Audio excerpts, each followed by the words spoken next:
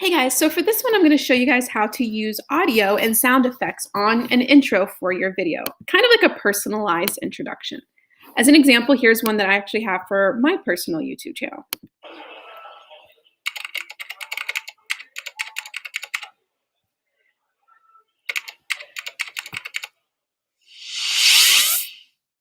Super simple, it's less than 10 seconds long, doesn't take very long to do, but does involve a little bit of finagling with some of the sound and audio files that go with it. So the first thing you're going to want to make sure you have is you're going to want to make sure you have your animation ready to go.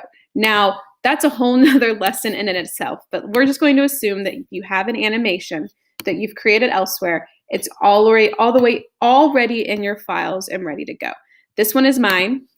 It's just a quick little introduction, but there's no sound that goes with it. So we're going to add some sound to the file itself to make it a little bit more interesting.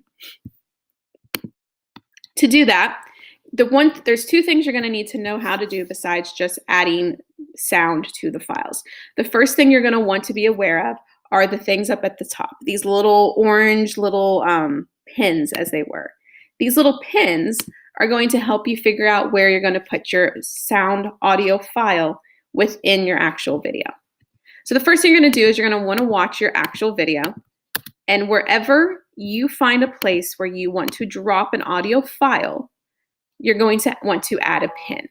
To add a pin on this blue slider bar, there is this little shield with a little plus button. That's how you're going to add a pin. It says add a marker. So I'm going to go through my thing. I know that I want to add a marker right when it starts saying the text. So right about there is where I want to start adding my file.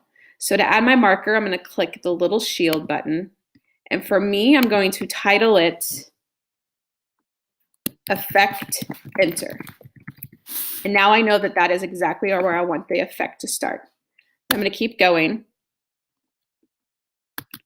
And I'm going to know that that's where I want the effect to end because it stopped doing the word teaching. So I'm going to click my marker. I'm going to do effect end. And now I have an end effect. Good. Now you can also make it to where they are perfectly on the clip and it will not change. That is also an option. If you look at it, it says you can line the marker to the clip. It's always a good thing to do, but you don't always have to do it. Sometimes you can kind of move it around, but since we're not going to be moving my intro video at any point in time, I'm not going to worry about that extra little step just yet. To remove a marker, you click it. There's a little trash can. You just click the little trash can and it's gone. So I'm actually going to get rid of the two that were already there. So I know this is where I want my marker to start, right there. And right there is where I want my marker to end. So the next thing that's going to be involved is actually adding the sound or the music to your marker. Now, because of the way I created mine, I wanted it to kind of have a keyboard type effect in the background.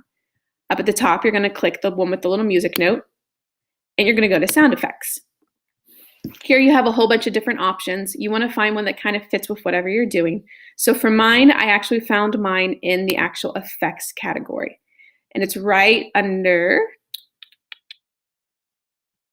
computer keyboard.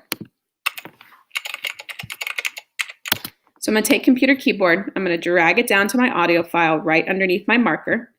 And I'm going to trim it a bit because it's going to be obviously way too long. So I'm going to pull back my file. There we go. Trim all of this down. Zoom back in a bit.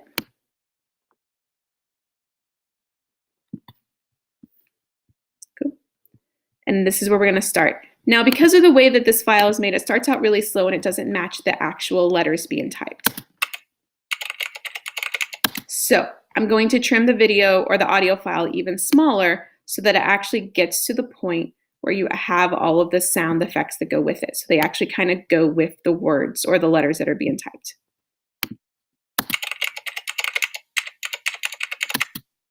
And then we know where it's going to end. So I'm going to trim it down back to our end marker as well, which is right about there. We're going to play it, see how it looks. It looks pretty good. Now I know that I have those two markers down, so now I got to make my markers for the next section of it. So I'm going to push play. And that's where it's going to start ending. So I'm going to zoom back just a hair to where the in is still present. There you go. And I'm going to add another marker. For this one, I'm going to put effect in.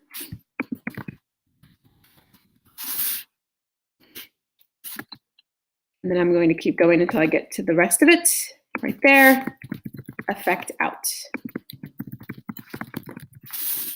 Now, I've gone through already before now to try to find something that kind of fit with it, but really the only one that kind of fits in with that one is in fact the computer keyboard. So I'm going to add that one back in there again.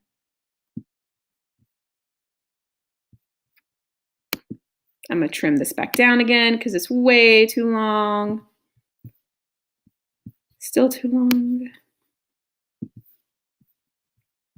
My goodness.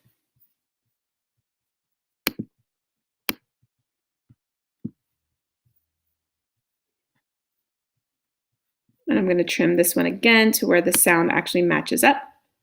So right about there. And do the same thing to the back end. Play it out, see if it fits. Perfect. Now, I have an effect for my intro and for my outro. Now, my last little part of my effect is I have this little like swoosh that comes in and kind of takes off the rest of the picture for me right there. So I'm going to zoom back out a bit or go backwards a bit, add another marker right there to where I want to end it. We're going to put zoom. Now I know that's my zoom marker. And then that one just kind of ends for the whole thing. So I'm going to come back up here, find something that kind of fits the sound for my zoom, which is going to be my little electrical zap noise. And I'm going to place it right with my zoom. So then I'm going to play all the way from the beginning.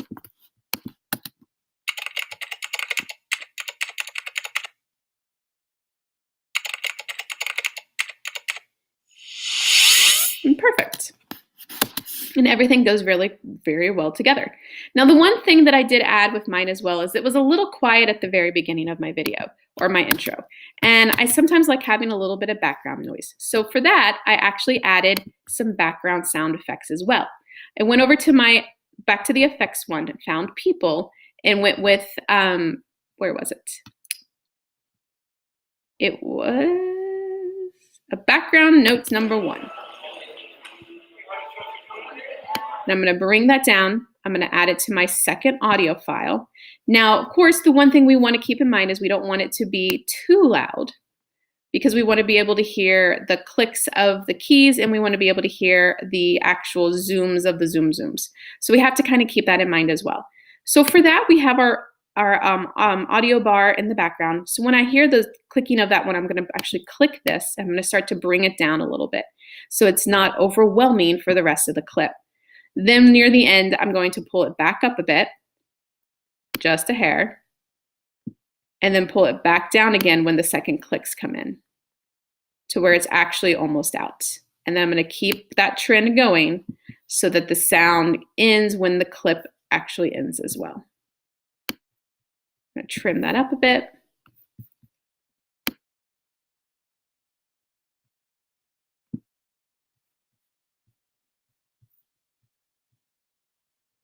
Too much, so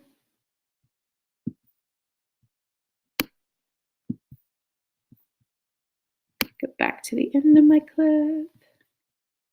There we go. We're actually going to bring this down so that it goes out with the rest.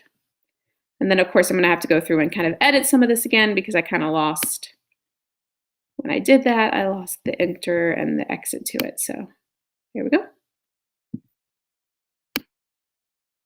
Cool. And then we're going to play it from the beginning, see how it sounds and how we like it.